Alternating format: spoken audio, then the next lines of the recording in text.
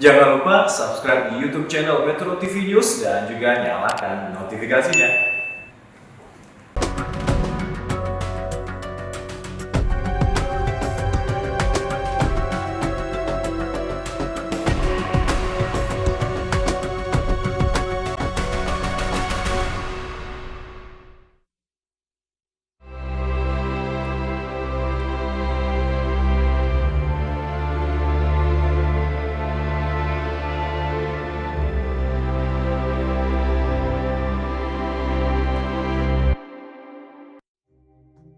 Jakarta adalah kota yang terus berubah wajah, kota yang dalam sejarahnya pernah menyandang berbagai nama seperti Sunda Kelapa, Jayakarta, dan Batavia ini secara konsisten terus berkembang, tidak hanya mengikuti arus perubahan sejarah, tetapi juga perubahan zaman.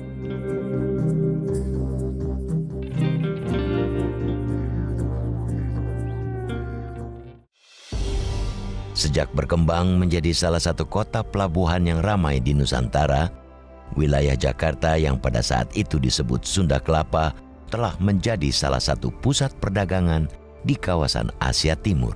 Saat itu, kota bandar yang sejak abad ke-12 dikuasai kerajaan Hindu Sunda Pejajaran ini menarik minat kunjungan banyak pedagang dan pelancong asing. Karena posisinya yang strategis ini, pada abad ke-15, para penjelajah dari Portugis atas izin dari kerajaan Pejajaran yang merasa terdesak ekspansi dan pengaruh kerajaan Islam di Banten dan Demak, kemudian mendirikan sebuah benteng di Sunda Kelapa. Jadi sebelum kedatangan para pedagang Eropa atau orang-orang Eropa, ini sempat terjadi perubahan secara besar-besaran di pantai utara Jawa dengan munculnya Kesultanan Demak ya, yang ketika itu menggantikan kekuasaan Majapahit, dan Demak ini berusaha untuk mendominasi berbagai kota dagang yang ada di pesisir utara Jawa. Nah, salah satu daripada yang menjadi sasaran atau tujuan dari Kesultanan Demak adalah mengislamkan bagian barat Pulau Jawa. Jadi sekitar abad ke-16 mereka mengirimkan ekspedisi itu di tahun 1527 untuk menaklukkan Sunda Kelapa di bawah pimpinan Fathahillah ya. Pada tanggal 22 Juni 1527, pasukan Fathahillah menantu Sultan Demak menyerang dan berhasil mengusir Portugis dari Sunda Kelapa. Di lokasi sekitar benteng Portugis inilah Fathahillah mendirikan kota Jayakarta. Hari kemenangan Fathahillah inilah yang sampai saat ini diperingati sebagai hari ulang tahun kota Jakarta.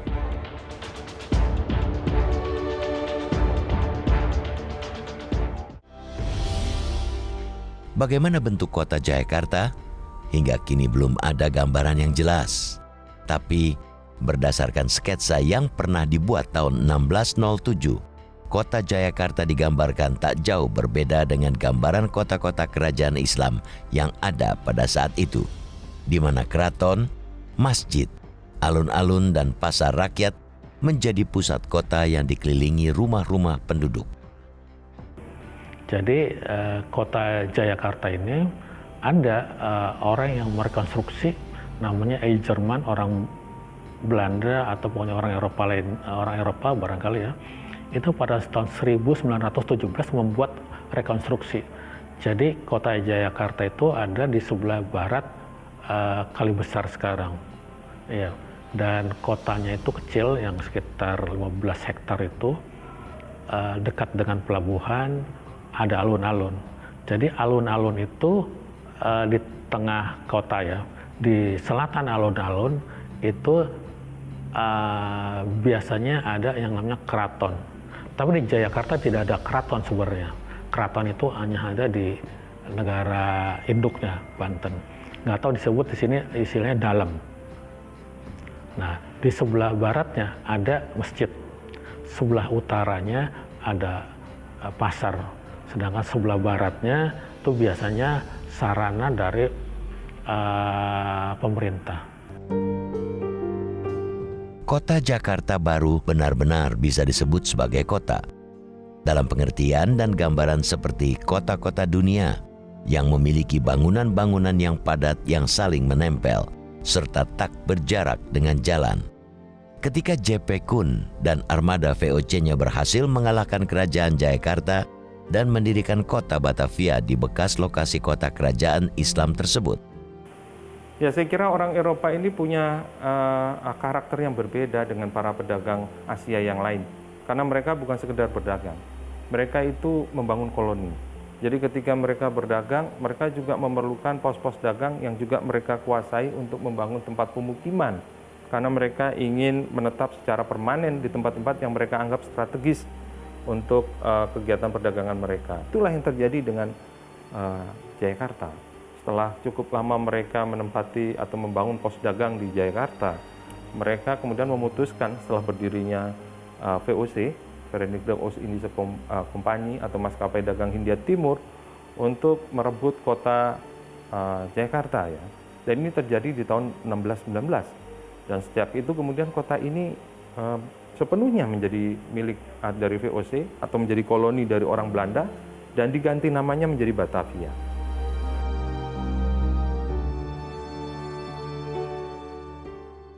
Pada masa kekuasaan VOC inilah, pembangunan kota benteng dengan bangunan, jalan-jalan, dan kanal-kanal yang mengacu pada kota-kota di Eropa seperti Amsterdam dan Venesia didirikan. Sisa-sisa kejayaan kota pada masa ini masih bisa kita lihat pada kawasan kota lama dengan bangunan balai kota atau Stadhuis, serta sejumlah bangunan tua yang berdiri sepanjang sisi kanan dan kiri Kali Besar. Kotanya dibangun selama kurang lebih 30 tahun. Dari tahun 1620 sampai 1650.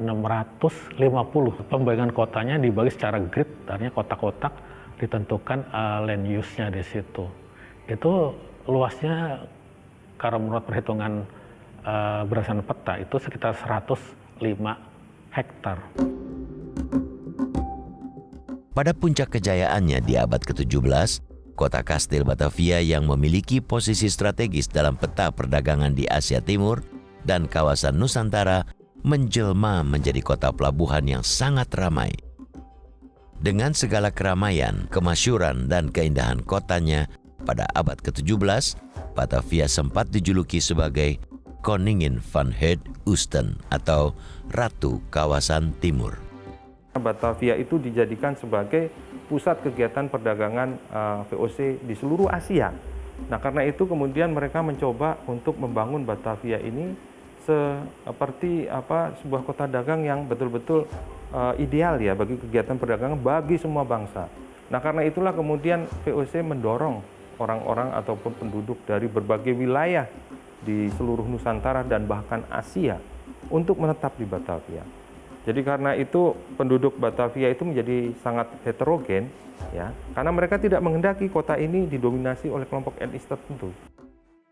Di paruh pertama abad ke-18, seiring kian padat dan tidak sehatnya kota benteng Batavia, para pejabat VOC dan para pengusaha kaya mulai membangun villa-villa peristirahatan di wilayah di luar kota benteng atau Omlanden. Villa-villa ini diantaranya banyak berdiri di sepanjang kanan kiri kanal Molenvliet, kini Jalan Gajah Mada, Hayamuruk. Di antara bangunan-bangunan yang masih tersisa dari era ini adalah Villa Gubernur VOC, Reiner de Klerk, yang kini menjadi Museum Arsip Nasional. Lapangan Banteng, bagian utara itu sawah. Sawah sampai ke Pasar Baru, sampai ke Mangga Besar.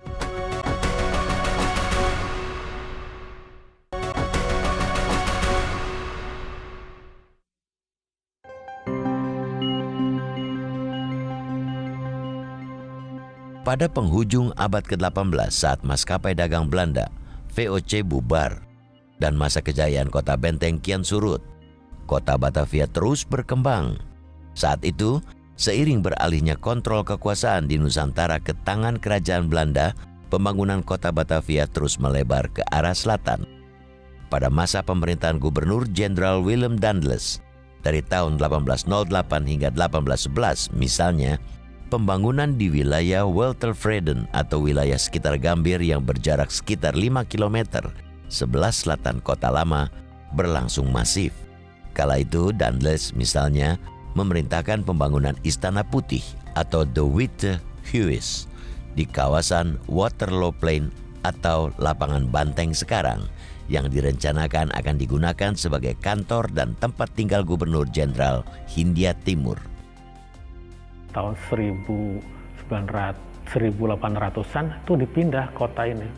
Kota yang rada nggak bagus ini menurut Gubernur Jenderal Daendels ini harus dipindahkan karena udah nggak sehat. Dipindahkan nggak jauh-jauh, mungkin sekitar 2-5 km ke selatan, yang sekarang menjadi Lapangan Banteng dan Monas. Itu disebut Batavia Baru atau New Batavia, tapi lebih dikenal dengan nama Weltevreden.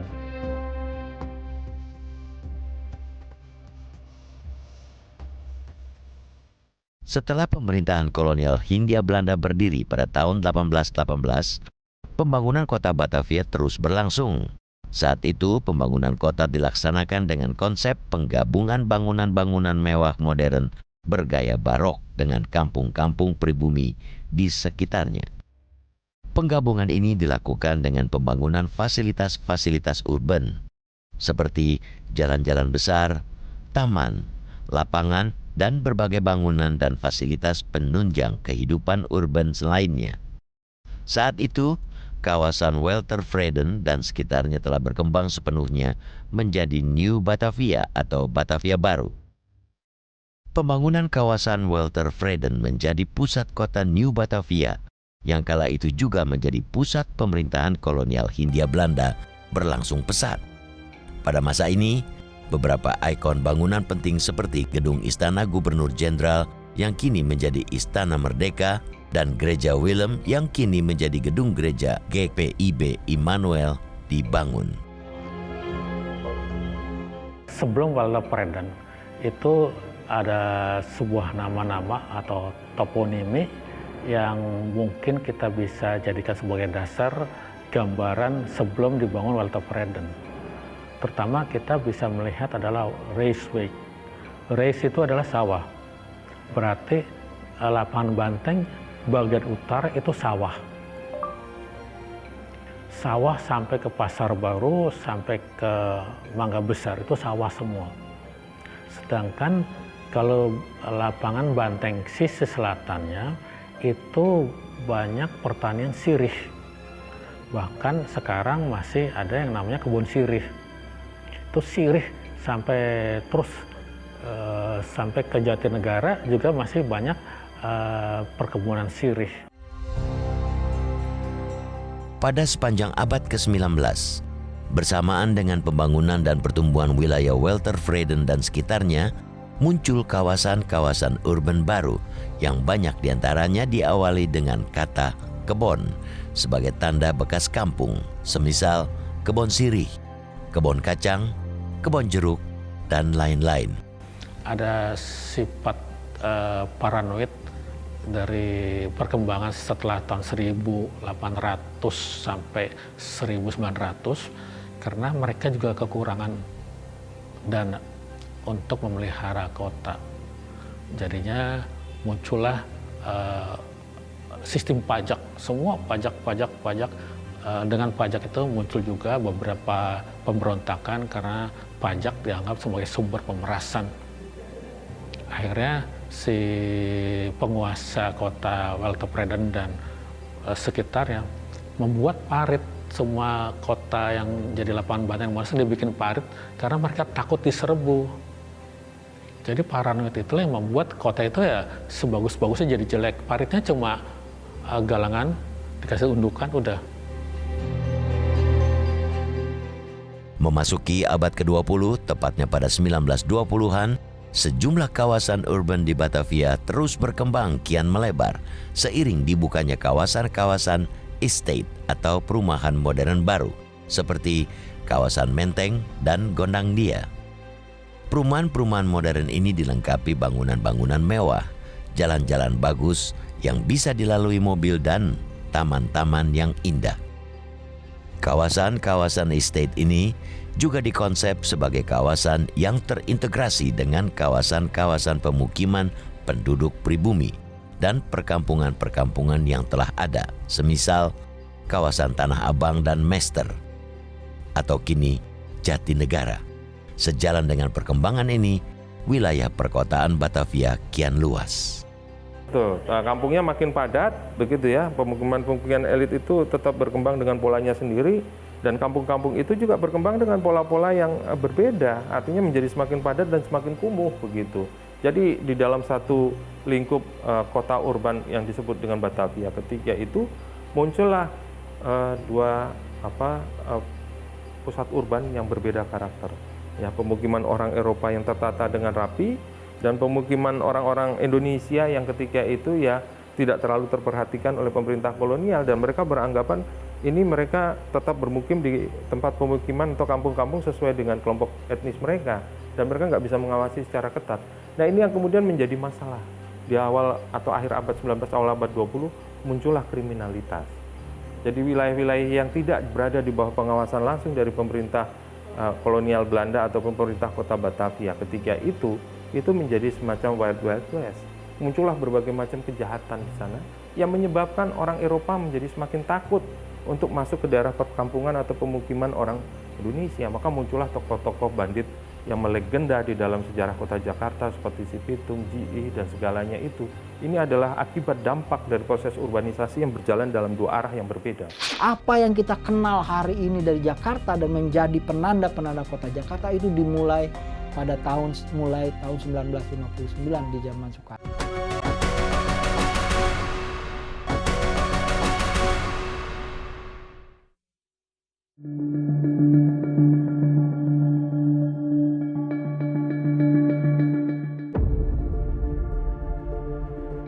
Pasca proklamasi kemerdekaan bangsa Indonesia, terutama semasa revolusi fisik mempertahankan kemerdekaan, pada sepanjang paruh kedua dekade tahun 1940-an hingga sepanjang dekade tahun 1950-an, Jakarta nyaris tidak tersentuh pembangunan. Baru pada awal tahun 1960-an, sejalan dengan visi mercusuarnya untuk mengubah image kota Jakarta dari sebuah kota peninggalan kolonial menjadi kota milik rakyat dari sebuah bangsa yang merdeka, Presiden Soekarno menggalakkan pembangunan sejumlah ikon baru kota Jakarta, diantaranya dengan membangun monumen-monumen dan sejumlah patung seperti bangunan Monumen Nasional atau Monas, Tugu Pancoran, hingga patung pembebasan Irian Barat. Soekarno baru benar-benar bisa menjadi presiden, bukan simbol, itu setelah dekret presiden tahun 1959. Dan saat itulah kita baru bisa melihat bagaimana Soekarno lah yang mengawali pembentukan kota Jakarta. Apa yang kita kenal hari ini dari Jakarta dan menjadi penanda-penanda kota Jakarta itu dimulai pada tahun 1959 di zaman Soekarno. Selain membangun sejumlah bangunan yang menjadi ikon baru kota Jakarta, pada masa pemerintahan Presiden Soekarno, upaya melumpuhkan simbol-simbol kolonial dan menggantinya dengan simbol-simbol kebangsaan juga dilakukan dengan pengubahan nama-nama jalan di Jakarta. Presiden Soekarno misalnya memerintahkan pengubahan nama sejumlah jalan di Jakarta dengan nama-nama pahlawan Indonesia seperti Diponegoro, Imam Bonjol, Teguh Umar, dan lain-lain. Untuk menyambut penyelenggaraan Asian Games keempat di Jakarta pada tahun 1962, pemerintah Soekarno juga membangun gelanggang olahraga Senayan yang kini bernama Gelora Bung Karno, Jembatan Semanggi, Jalan Sudirman, pembangunan Jalan Raya Sudirman dan Jalan Raya Muhammad Tamrin, menghubungkan wilayah Menteng, Gondangdia, Mester, dengan kawasan pemukiman Kebayoran Baru yang mulai dibangun sejak tahun 1949 saat Jakarta berada dalam kekuasaan Nika Belanda. Sudirman Tamrin ini adalah poros kota Jakarta yang baru, karena poros kota yang lama tentu saja adalah Molenstreet ya, yang menghubungkan kota Batavia Lama dan Weltevreden. Nah, karena itulah kemudian pemerintah Nika ketika itu memandang sangat penting untuk membangun jalan yang menghubungkan poros kota baru itu ya. Dan ini untuk menjamin kelancaran hubungan dan juga mungkin transportasi ya antara wilayah selatan kota dan wilayah tengah kota yang ketika itu sudah diprediksikan ini akan menjadi satu jalur transportasi yang akan sangat penting artinya untuk pengembangan kota Jakarta di masa yang akan datang. Dan ternyata benar, jalan itu sampai hari ini menjadi poros utama dari kota Jakarta yang modern. Pada masa Orde Baru, terutama pada masa pemerintahan Gubernur Ali Sadikin dari tahun 1967 hingga 1977, pembangunan kota Jakarta berlangsung cukup marak. Kala itu, sejumlah prasarana baru kota seperti jalan-jalan baru, taman, pasar-pasar rakyat yang modern hingga kompleks pusat kesenian dibangun. Pada era ini, pembangunan Jakarta sebagai kota yang beradab dan manusiawi masih bisa dirasakan. Yang paling menarik menurut saya, Bang Ali bukan hanya sibuk membangun, memberi kesempatan para investasi, para modal, tapi juga dia memperhatikan nasib kampung-kampung. Semasa Bang Ali ada proyek besar yang namanya proyek Muhammad Husni Tamrin, proyek Kampung Perbatering, perbaikan kampung. Setelah era pemerintahan Gubernur Ali Sadikin, pembangunan kota Jakarta terus berlangsung. Namun sejumlah pengamat menilai, laju pembangunan kota Jakarta kerap tidak terkonsep dengan baik dan sering dikendalikan oleh dinamika kapitalisme yang tidak terkendali. Sejak masa ini, banyak kawasan-kawasan yang semula merupakan daerah hijau atau daerah resapan air dibuat menjadi kawasan-kawasan pemukiman baru seperti kawasan Kemang dan Pondok Indah. Bahkan pada awal tahun 1990-an, beberapa daerah rawa di kawasan Jakarta Barat yang selama berabad-abad menjadi daerah tangkapan air juga direklamasi menjadi kawasan pemukiman. Selain itu, kerap dominannya motif ekonomi dalam rencana pembangunan kota Jakarta pada masa itu juga memicu kemunculan banyak bangunan hotel, mal, dan pusat perbelanjaan di mana-mana. Banyak di antara gedung-gedung yang dibangun atas pertimbangan-pertimbangan bisnis ini berjarak tidak jauh dari kawasan-kawasan pemukiman miskin nan kumuh. Riwayat panjang kota Jakarta menunjukkan bahwa dalam sebagian besar perjalanan sejarahnya, kota ini lebih sering dibangun untuk memenuhi impian para penguasa, baik penguasa politik maupun kaum aristokrasi uang. Fakta ini membuat Jakarta kerap menjadi kota yang kurang memanusiakan penduduknya. Padahal, sejarah evolusi kota Jakarta yang menjadi rumah bagi semua kelompok dan golongan menunjukkan bahwa kota dan masyarakat Jakarta terbentuk karena adanya integrasi dan peleburan berbagai perbedaan. Dalam jangka waktu yang panjang, Jakarta itu membuktikan ya, bahwa apa yang menjadi karakteristik dari kota ini bersama dengan perjalanan sejarahnya itu menjadi bagian integral yang tidak terpisahkan sampai hari ini, yang menjadi ciri penanda dari kota Jakarta. Jadi proses evolusi yang terjadi itu memberikan warisan atau legasi kepada kita semua bahwa karakteristik kota Jakarta itu adalah heterogen. Jakarta adalah kota untuk seluruh bangsa Indonesia. Jakarta ini adalah kota yang bisa menampung ya segala macam masyarakat ataupun unsur-unsur ataupun berbagai macam kelompok-kelompok masyarakat yang ada di seluruh Indonesia.